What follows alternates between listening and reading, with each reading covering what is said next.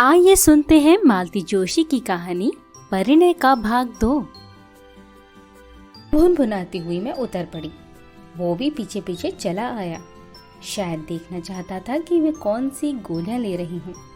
हम लोग स्टोर में घुसे ही थे कि आवाज आई, जीजा जी नमस्ते। चौंक कर देखा, बड़े बड़े नीले फूलों वाला गुलाबी सलवार सूट पहने एक प्यारी सी शौक सी लड़की जीतू से नमस्ते कर रही है। आप? मैंने ठीक से पहचाना नहीं। जीतू ने हकलाते हुए कहा, अरे इतनी जल्दी भूल गए श्रीमान जी, मैं अनु हूँ। ओह, एकदम जैसे जीतू को सब कुछ याद आ गया। अपनी इकलौती साली को इतनी जल्दी भूल गए? फिर मेडिकल की पढ़ाई आपने कैसी पूरी की होगी? हमने तो सुना था आप बड़े स्कॉलर हैं। मेडिकल कॉलेज में फैंसी ड्रेस थोड़े ही सिखाया जाता है। उस दिन तो आप सफेद सी साड़ी वाड़ी पहनकर बड़ी सोबर सी लग रही थी।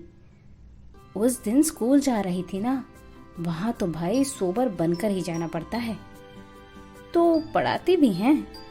हे भगवान, इस देश का क्या होने वाला है। जीतू भी अब मूड में आ गया था। देश की चिंता मत कीजिए जीजा जी, जो बच्चे आपके इलाज से बच जाएंगे वे ही मेरे स्कूल में आएंगे। मैं काउंटर पर खड़ी खड़ी उस नोक झोंक का मजा ले रही थी। जब बिल चुकाकर लौटने लगी तब अनु ने मुझे देखा। नमस्ते आंटी, उसने विनम्रता से सिर झुकाकर कहा और पास आकर खड़ी हो गई। कैसी हो बेटे? माँ कैसी हैं? मैंने औपचारिकता निभाई। माँ का तो आंटी चलता ही रहता है, उन्हीं की दवाइयाँ लेने तो आई हूँ। उसने कंधे पर लटका बैग खोलकर दिखाते हुए कहा, चलो तुम्हें घर छोड़ दें। मैंने दुकान से बाहर निकलते हुए कहा, न आंटी, मेरे पास तो अपना लौहरत है। पर ये बताइए आप लोग घर कब आ रहे हैं? उस दिन ताऊ जी कह रहे थे कि जीजा जी एक दिन माँ को देखने जरूर आएंगे। मैंने जीतू की ओर देखा। वो कुछ देर तक सोचता रहा, फिर बोला, अनु जी आपके घर हम आएंगे जरूर, पर एक शर्त है। फरमाइए।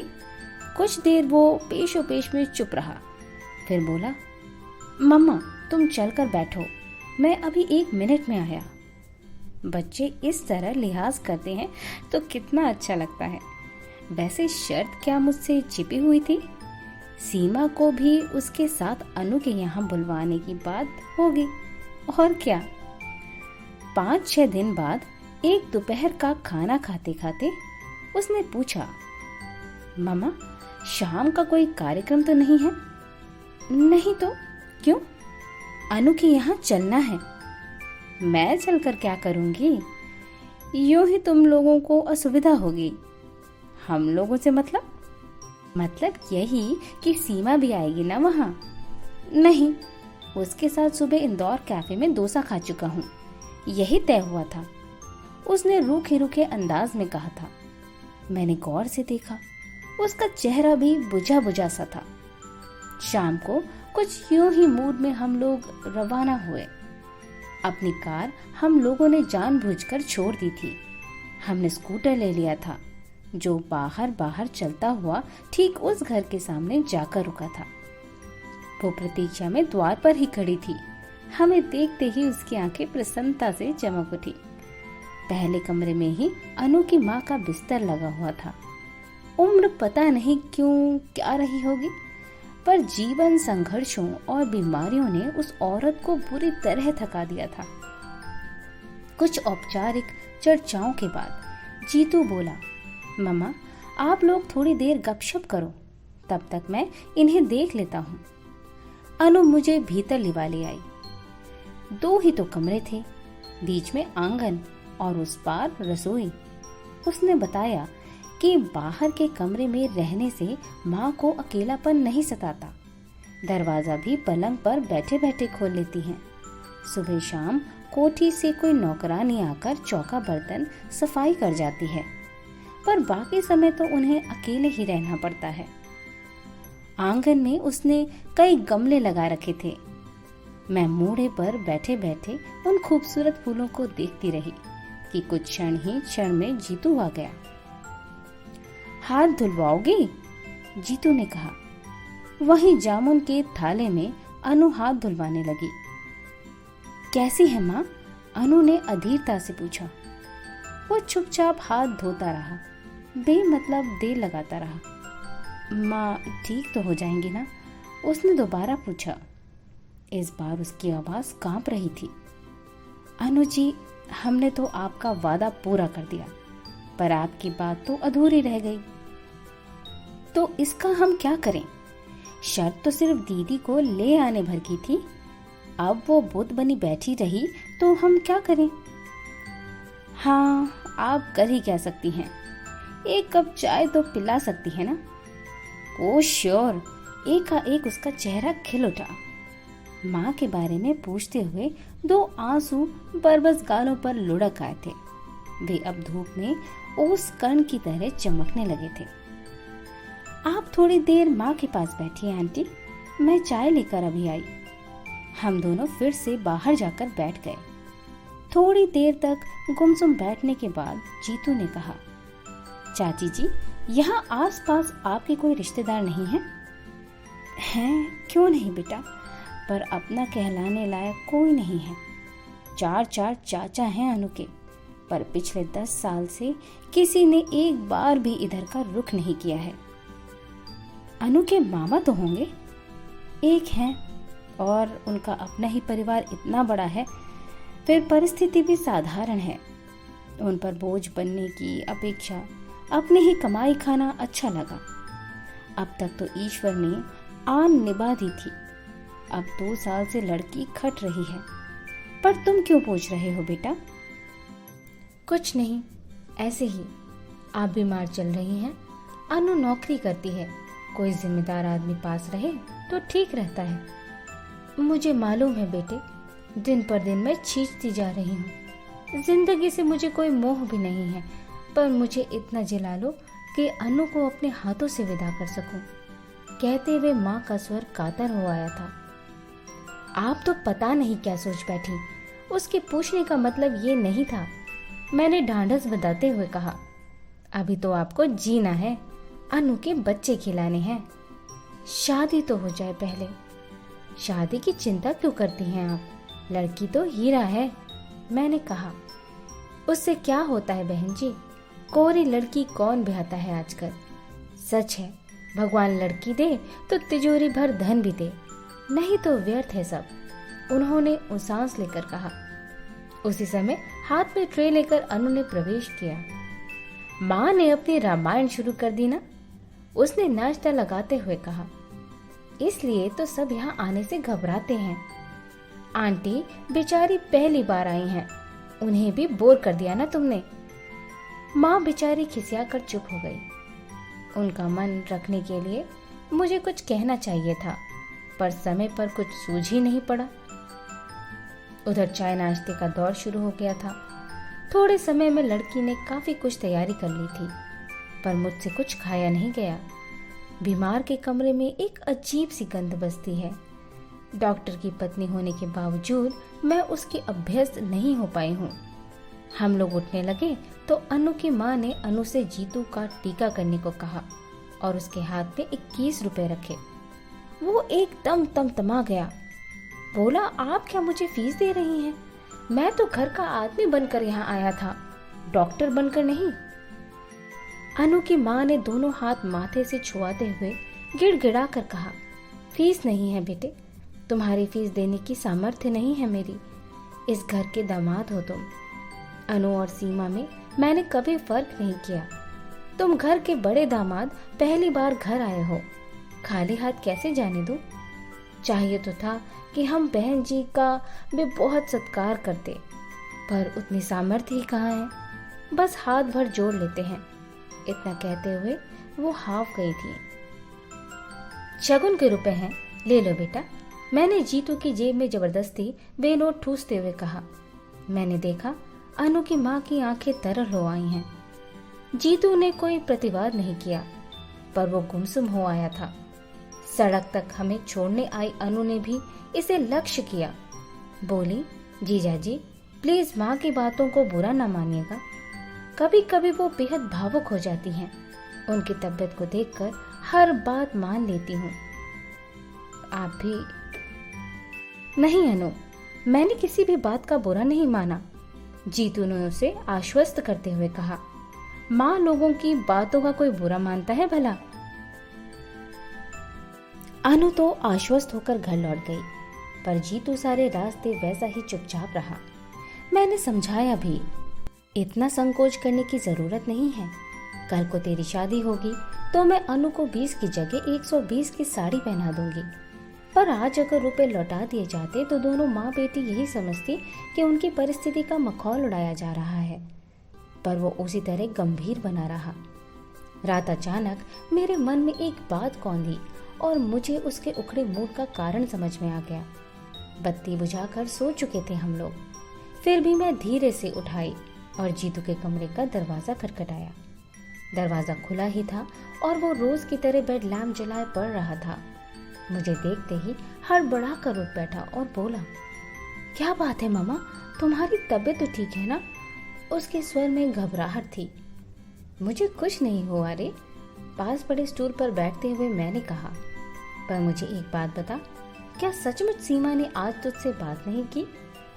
क्यों नहीं? कम से कम इतना तो साबित हो ही गया कि वो गूंगी नहीं है और हकलाती भी नहीं। मजाक रहने दे, मुझे ठीक से बता। अगर सचमुच उसका व्यवहार ऐसा ही रूखा रहा तो मैं इनसे कल ही कह दूंगी। ऐसी घमंडिन लड़की मेरे घर में नहीं चलेगी। जीतू ने कोई उत्तर नहीं दिया, वैसे ही मुंह लटकाकर बैठा रहा। और इस जरा सी बात के लिए तो क्यों मन खराब कर रहा है? दुनिया में क्या और लड़कियां नहीं हैं? मामा, अगर मैं उदास हूँ तो सीमा के लिए नहीं, सारी शाम मैं सिर्फ अनु की माँ के लिए सोचता रहा हूँ। क्यों? उनकी हालत बहुत खराब है मामा, हार्ट एकदम डैमेज्ड है, किसी भी समय कुछ भी हो सकता है। पैरालिसिस का एक अटैक उन्हें हो चुका है, दूसरा किसी भी समय हो सकता है और वो इतना आसान नहीं होगा। पैरालिसिस? पर उनकी उम्र तो इतनी ज्यादा नहीं लगती। उम्र से क्या होता है? ब्लड प्रेशर तो है, डायबिटीज तो है, शुगर का परसेंटेज कितना हाई जा रहा है। उनका चार्ट देखती तो तुम्हें कश आ जाता।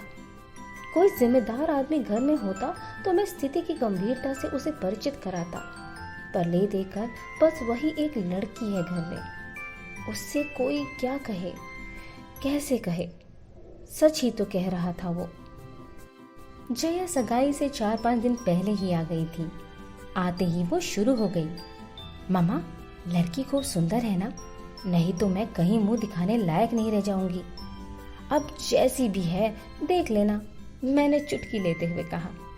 नहीं मामा, ऐसा गजब ना करना, अपने यहाँ इतने रिश्ते में लौटा चुकी हूँ, सबसे कह रखा है। एक ही बहू आएगी घर में तो वो ऐसी वैसी नहीं चलेगी। अब तो ये लड़की सुंदर ना हुई तो लोग मेरा मजाक बना डालेंगे। मेरी चिठानी तो अभी से कह रही थी कि देखें कौन सी अप्सरा आएगी। उनकी भतीजी के लिए मना करके मैंने उन्हें खूब नाराज कर दिया है ना। यहाँ भी तो वही हाल है। मैंने कहा, लोग बाग अपनी लड़की देखते नहीं और मुंह उठाए चले आते हैं, और मना कर दो तो हमेशा के लिए मुंह फुला लेते हैं। जब से बात पक्की हुई है बस यही चर्चा है कि हमने बस पैसे का मुंह देखकर ही हाँ की है। अब तो बस यही लगता है कि कब शादी हो, कब बहू घर में आए। एक बार उसे देख लेंगे तो अपने आप सबके मुंह बंद हो जाएंगे। मेरी बात से जया की उत्सुकता चरम सीमा पर पहुंच गई। मैंने भी उसे ज्यादा प्रतीक्षा कराना उचित नहीं समझा। दूसरे ही दिन सीमा को बुलवा भेजा। सगाई की साड़ी खरीदने का बहाना था। वैसे भी मैं अब तक जया के लिए रुकी हुई थी। सोचा लड़कियों की पसंद से ही खरीदना ठीक रहेगा। रोज रोज कोई इतनी महंगी साड़ी तो खरीदता नहीं। रामदास जी स्वयं बेटी को लेकर उपस्थित हुए। हाथ जोड़कर बोले, आपका आदेश टाला नहीं जा सकता था, इसलिए ले आया हूँ। वैसे उसकी अपनी कोई पसंद नहीं है, आप जो भी पहनाएंगी पहन लेगी। मैंने उन्हें आश्वस्त किया कि खरीदारी का तो बहाना है, दरअसल जया उसे देखना चाहती थी। मेरी बात से उनका सारा संकोच दूर हो गया, बार बार ये कहकर कि लड़की अब आपकी है, जब चाहे बुलवा लीजिएगा। वो वापस लौट गए। मैं जानबूझकर उन लोगों के साथ बाजार नहीं गई। सीमा के साथ अनु आई थी। मैंने जया के साथ जीतू को कर दिया। सोचा सब बराबर उम्र वाले साथ रहेंगे तो ठीक रहेगा। मेरी वजह से बेचारे यूं ही संकोच में पड़ जाएंगे। अनु और जीतू की नोकझोंक तो रामदास जी के जाते ही शुरू हो गई थी। बोली, जीजा जी आज तो ताऊ जी का लिहाज करके चली आई, पर ये मत जानिएगा कि हर बार इसी तरह दीदी के साथ घिसटती चली आऊंगी। भविष्य में बकायदा निमंत्रण भेजना पड़ेगा, आखिर हमारे भी कोई प्रेस्टीज है। क्यों नहीं, आपकी प्रेस्टीज का तो हमें ख्याल सबसे पहले रखना है। हमारी वकील तो आप ही हैं। जीतू ने कृत्रिम गंभीरता से कहा और डायरी निकालते हुए बोला, लाइए जरा अपना पता तो लिखवाइए। मैं तो अनु के आगे कुछ भी नहीं जानता। अनुराधा, अनुपमा या कि पौराणिक अनुसुईया? गलत। लगता है नामों के बारे में आपका ज्ञान बहुत सीमित है। श्रीमान जी, मेरा नाम अनुप्रीता है। ओह, व्हाट अ लवली नेम। बस, हाय जीजा जी, आप कभी ना हुए, नहीं तो कहते, वाह जैसी आप हैं वैसा ही सुंदर आपका नाम है। मुझे दुख है अनु जी कि मैं डॉक्टर हूँ। सच बात कहता हूँ जो अक्सर कड़वी होती है। कहिए तो। कहना चाह रहा था कि काश आप भी उतनी सुंदर होती जैसा आपका नाम है। हाँ ठीक तो है, अब तो आपकी नजरों में एक ही व्यक्ति सुंदर रह गया है। कहते हुए उसने होंठ भींच लिए, पलकों के किनारे भीग गए। मैंने जीतू को चुप कराया तो बोला, बस इतने में ही रो दी। और आपके ताऊजी कह रहे थे एक ही साली है पर 10 के बराबर है। हमने तो सिर्फ बानगी पेश की थी और आपके छक्के छूट गए। उनकी इस जुगलबंदी का हम सभी मजा ले रहे थे। जीतू की आखिरी बात पर तो सब लोग ठठाक कर हंस पड़े। अनु भी बहादुरी के साथ मुस्कुरा दी। इसी हंसी खुशी के वातावरण में सब लोग घर से विदा हुए और उन लोगों के चले जाने के बाद मुझे याद आया कि इस सारे शोर शराबे के बीच सीमा एकदम गुमसुम बैठी हुई थी। बोलना तो दूर, वो एक बार मुस्कुराई तक नहीं। शर्मीली बहुत लड़कियां देखी हैं मैंने, पर उनके अधमुंदे होठों से, नत पलकों से हंसी की किरणें निरंतर फूटती रहती हैं। सीमा शर्मीली नहीं, घुन्नी लड़की है। जीतू जैसे हंसमुख लड़के के साथ उसका निभाव कैसे हो सकेगा, या उसे भी अपनी तरह मनहूस बनाकर रख देगी। जब से ये शादी तय हुई है मैं इसी चिंता में घुली जाती हूँ। इनसे तो कुछ कहना ही बेकार है। एक बार मुंह खोलने का प्रयास किया था तो बुरी तरह डांट खानी पड़ी थी।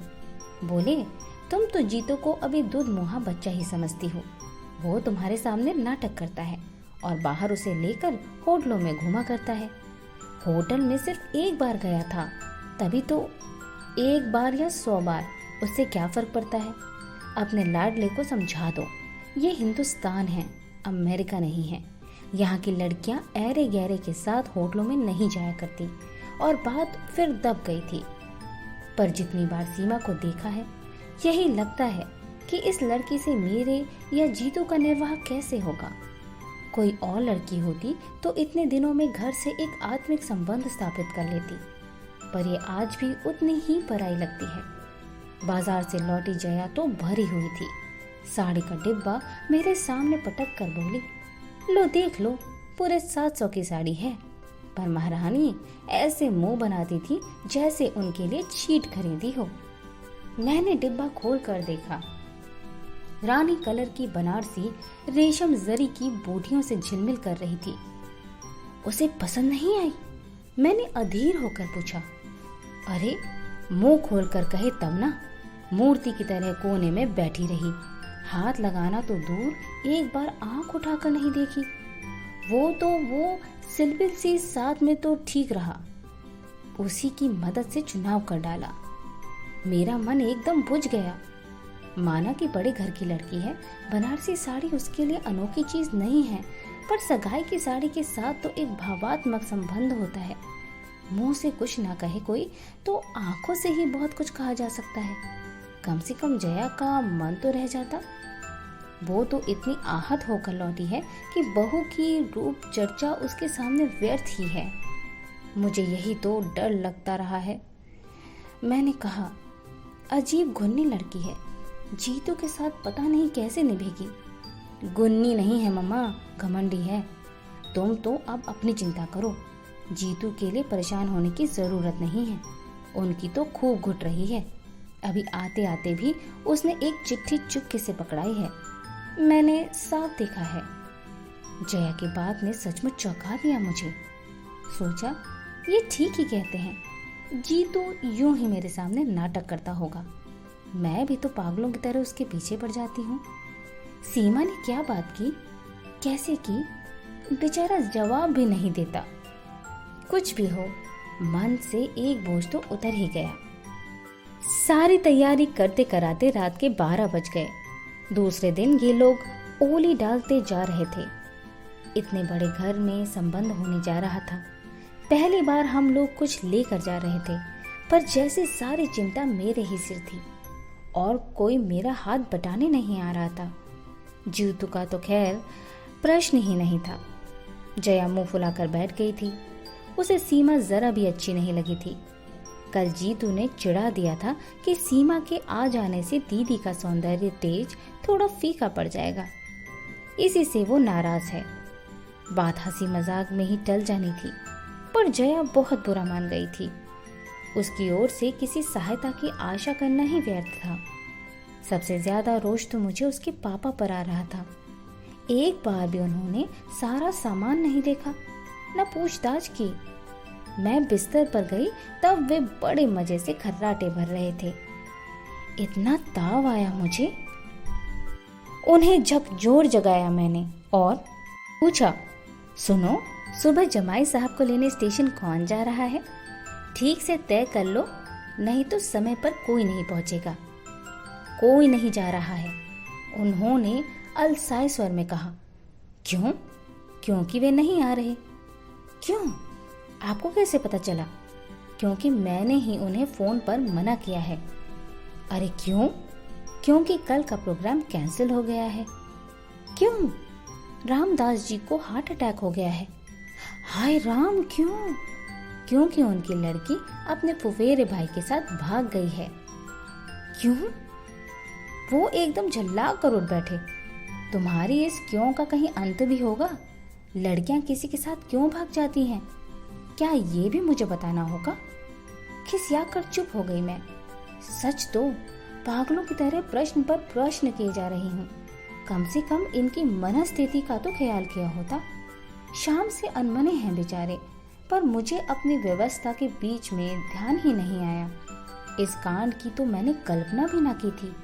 मन इतना बौखला गया था कि अनचाहे मुंह से निकल गया, अब क्या, मिठाई बांटो? वो गुर्राए, तुम दोनों माँ बेटे तो शुरू से ही मीन मेख निकाल रहे थे ना।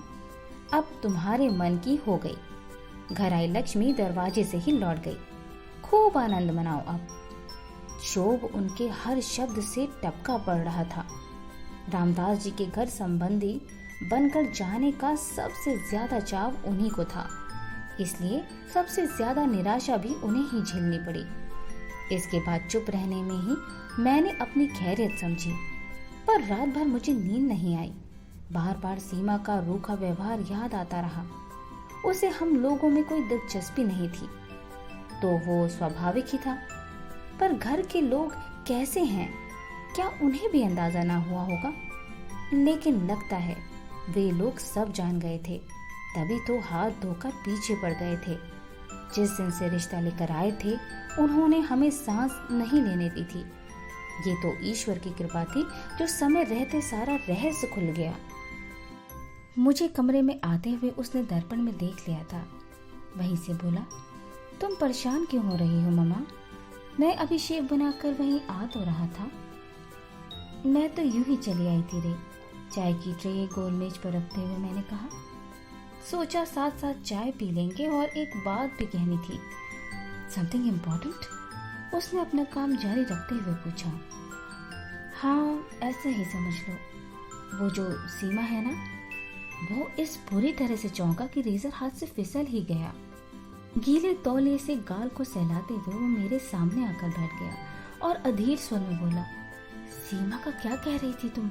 क्या किया है उसने? वो अपने फुफेरे भाई के साथ भाग गई है, मैंने सपाट स्वर में आखिर कह ही डाला। ओह मम्मा, उसने एक दीर्घ सांस छोड़ी।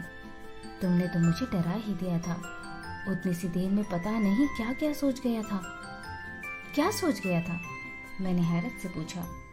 दरअसल मम्मा, मैं एक पागलपन कर बैठा था, उसने खिसियाए स्वर में कहा। इससे पहले कि मैं कुछ पूछूं, वो उठा और दराज में से एक कागज का पुर्जा निकाल लाया और बोला, लो पढ़ो। पढ़ने को था ही क्या, बस 2 पंक्तियां ही थीं। अगर आप शादी से इनकार नहीं करेंगे तो मुझे मजबूरन कुछ खा लेना पड़ेगा। कब मिली ये चिट्ठी तुझे? मैंने कांपते स्वर में पूछा। उसी दिन जब हम लोग साड़ी खरीदने गए थे। तो पगले, मुझे बताया क्यों नहीं? कैसा सर्वनाश हो जाता अभी। एक जिद से सवार हो गई थी मम्मा। मैं भी जया की तरह सोचने लगा था। लगता था ये लड़की हमें बहुत छोटा करके देखती है। इसके दर्द को तोड़ना होगा। इसे ब्याह कर घर लाना ही है, भले ही दूसरे दिन उसे छोड़ आना पड़े। उसकी बेरुखी का और भी कोई कारण हो सकता है, इस ओर ध्यान ही नहीं गया।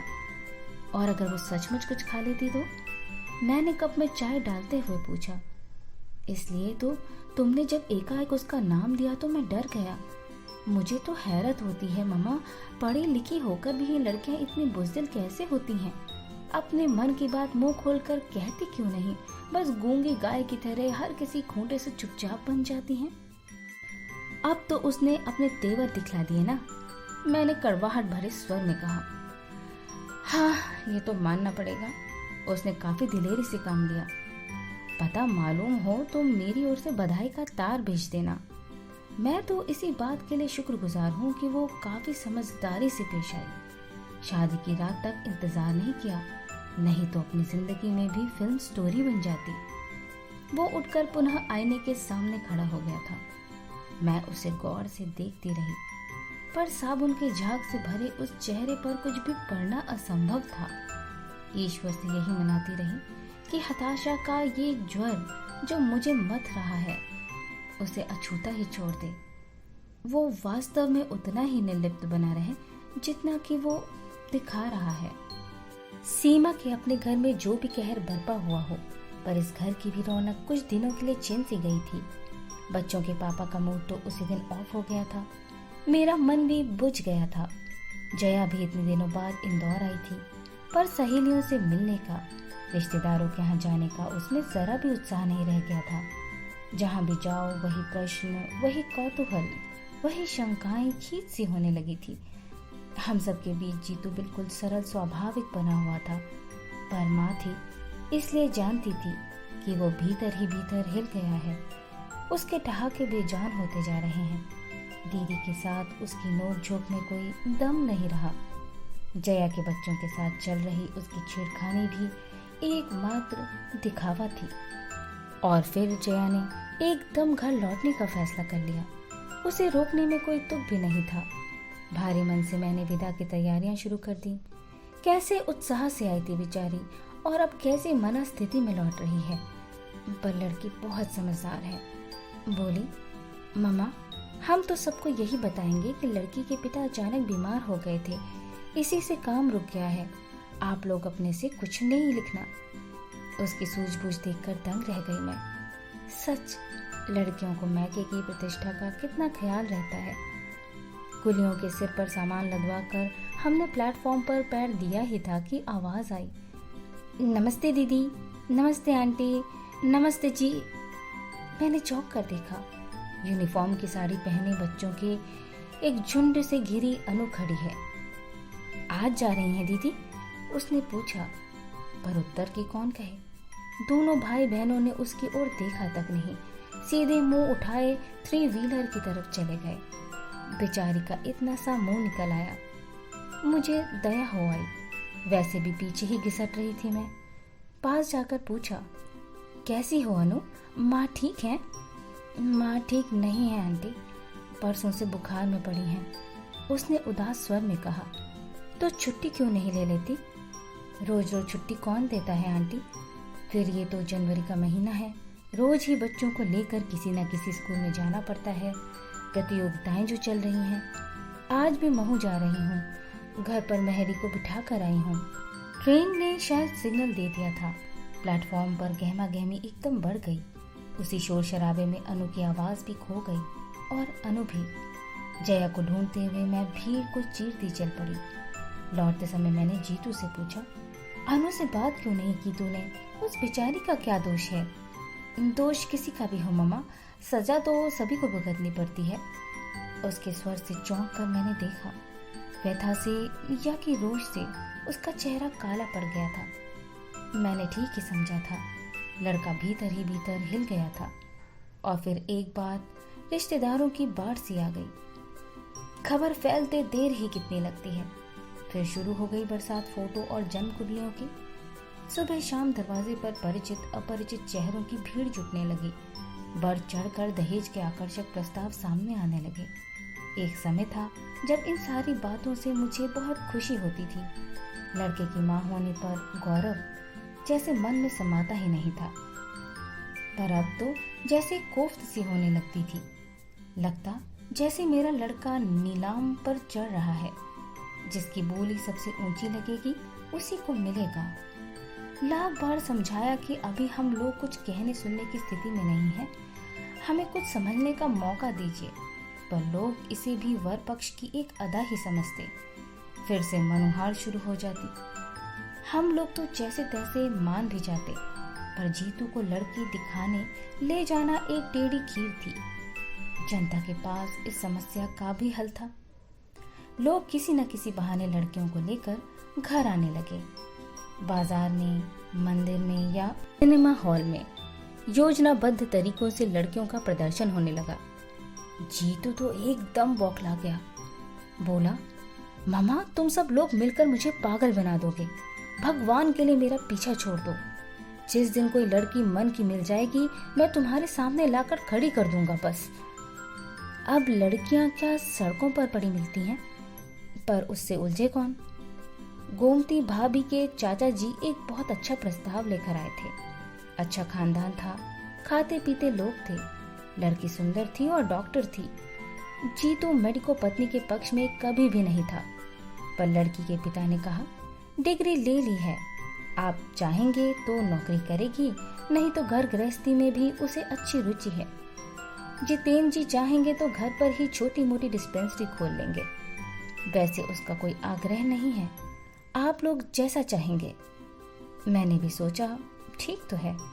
कल को जीतू की प्रैक्टिस अच्छी चल निकली तो डॉक्टर पत्नी वरदान ही सिद्ध होगी। हुनर तो तिजोरी में रखे धन की तरह होता है, जब चाहा काम में ले लिया। उन दिनों वो यशवंत राव अस्पताल में हाउस में जॉब कर रही थी। तय हुआ कि उसे वहीं चलकर देखा जाए। जीतू से तो साफ साफ कहना व्यर्थ ही था। मैंने बहाना बनाया, छठी मंजिल पर अमुक चाची बीमार पड़ी हैं, उनका मोतियाबिंद का ऑपरेशन हुआ है, तो साथ चलेगा तो थोड़ी लिफ्ट की सुविधा मिल जाएगी। वो मना नहीं कर सकेगा, जानती थी। अस्पताल के विशाल पोर्ट में स्कूटर टिकाया ही था कि देखा सीढ़ियों पर एक परिचित आकृति हथेलियों में चेहरा छिपाए सिसक रही है। अनु, क्या हुआ? हम दोनों के मुंह से एक साथ निकला। उसने अपना आंसुओं से भीगा चेहरा उठाकर हमारी ओर देखा और पास चली आई। बोली, जीजा जी, माँ बहुत बीमार है। उस दिन स्टेशन पर जीजा जी कहते हुए उसकी जुबान लड़खड़ा गई थी, पर आज उसे इसका होश ही नहीं रहा था। उसकी माँ सचमुच बीमार थी। क्या हुआ माँ को? पता नहीं, परसों से यहाँ ले आए हैं, तब से उन्होंने एक बार भी आंख नहीं खोली है। कौन से नंबर में है? चलो देखते हैं। यहीं इंटेंसिव केयर में है, पर वहाँ किसी को भीतर जाना थोड़ी ही दे रहे हैं। ताई जी, भाई साहब, मामा जी सब बाहर ही बेंचों पर बैठे हैं। मुझे तो वहाँ बैठा नहीं जाता, रुलाई सी छूटने लगती है। जीजा जी, आप तो डॉक्टर हैं, आपको तो जाने देंगे ना? उसने अधीरता से पूछा। मामा जी आए हैं? जीतू ने पूछा। हाँ, कल शाम ही आए हैं, उन्हें तार दे दिया था। अच्छा अनु, तुम अंदर चलो, मैं डॉक्टर परिहार को लेकर अभी आ रहा हूँ, जीतू ने अधिकारपूर्ण लहजे में कहा। एक बार हम लोगों की ओर करुण दृष्टि से देखते हुए अनु भारी कदमों से भीतर चली गई। उसके जाते ही जीतू मेरे सामने तनकर खड़ा हो गया और पास से गुजरती बेतहाशा भीड़ को अनदेखा करके बोला, मामा, क्या तुम इस लड़की को बहू के रूप में स्वीकार कर सकोगी? मैं हतप्रभ हो उसे देखती ही रह गई। ये मत सोचना मामा कि मैं भावावेश में आकर इतनी बड़ी बात कह बैठा हूँ। पिछले कई दिनों से ये बात मेरे मन में घुमड़ रही है, पर मैं व्यक्त नहीं कर पा रहा था। पर अब तो सोच विचार के लिए समय ही नहीं रहा। बोलो ना मामा, प्लीज। पर बेटे, ये बातें हड़बड़ी में तय नहीं की जाती। मैंने कहना चाहा तो वो फौरन मेरी बात काट कर बोला, कहा ना मैंने, अब सोच विचार के लिए समय नहीं रहा। मुझे मालूम है अपने इकलौते बेटे की शादी के लिए तुम्हारे मन में ढेर सारे अरमान हैं, पर मामा, भीतर जो दम तोड़ रही है वो भी एक माँ है। उसने भी अपनी इकलौती बेटी के लिए कई सपने सजाए होंगे। उन सपनों के लिए वो जिंदगी भर अपनों से, परिस्थितियों से लोहा लेती रही। अब तो शायद वो कुछ भी कहने सुनने के परे चली गई है, पर अगर एक क्षण को भी उनकी चेतना लौट आए तो मैं उन्हें आश्वस्त करना चाहता हूँ। मैं उन्हें यहाँ से खाली हाथ नहीं जाने दूंगा। पर मामा, इसके लिए मुझे तुम्हारी आज्ञा चाहिए, दोगी ना? उसकी बात पूरी न हो पाई थी कि अनु बदहवास से दौड़ती आई और बोली, जीजा जी, जल्दी चलिए ना, प्लीज, माँ को देखिए, वो ये लोग क्या कह रहे हैं। पल भर को हम दोनों जैसे काट हो गए। मैंने ही किसी तरह अपने को समेटा और कहा, जीतू, तुम अंदर जाकर देखो, अनु की चिंता मत करो, वो मेरे पास है, हमेशा रहेगी। और सुबकती हुई अनु को मैंने अपने अंक में भर लिया।